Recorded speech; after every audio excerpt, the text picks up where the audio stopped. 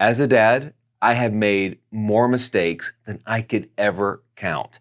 At my household, we have a lot of lists and chores that my sons have to follow, that they have to do. And when I get home, that was one of the first things that I would check. Even before I set my book bag with my laptop and my work supplies down, I would immediately start asking, okay, I'm home. Is this done? Is that done? Have you vacuumed? Have you swept? Have you done all of your homework? Are all your chores done? Did you do your devotionals? Did you write them down? And it got to the point where my kids, when I would walk in the door, instead of greeting them, they were anticipating me being a drill sergeant going down. And I thought I was doing the right thing. I felt like dads, I need to be a drill sergeant. I need to make sure they understand they have to be responsible and do the things that they're supposed to do. Thank God for my wife, who sat me down and said, I don't think you're coming across the way that you want to, because instead of them thinking, Dad's home, he's glad to see us, it's our boss is home and he's checking our list. And instead of me, here's the way it was put to me.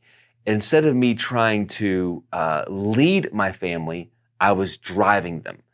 And that's not the heart that I wanted to give them. It's not the heart that our Heavenly Father has with us.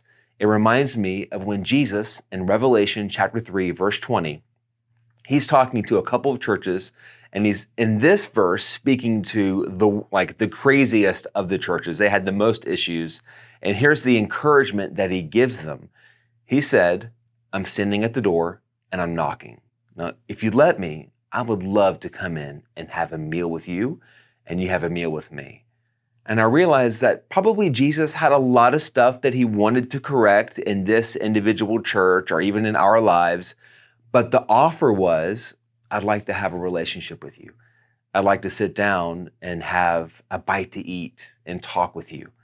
And that's not how I was leading my family. So I want to encourage you. If you feel like you want to win the heart of your child, a great way to do it is by starting off with a meal and starting off with a relationship kind of event. So my wife gave me some instructions, and man, that has made a big difference when I get home. It's made it more lighthearted and enjoyable. Definitely, I'm still going through the list. Trust me, I'm doing it, but I'm working towards winning their heart. I'm trying to lead them instead of drive them. And that little switch might bless you, not just with your kids, but also in understanding how our Heavenly Father wants to relate to us as well.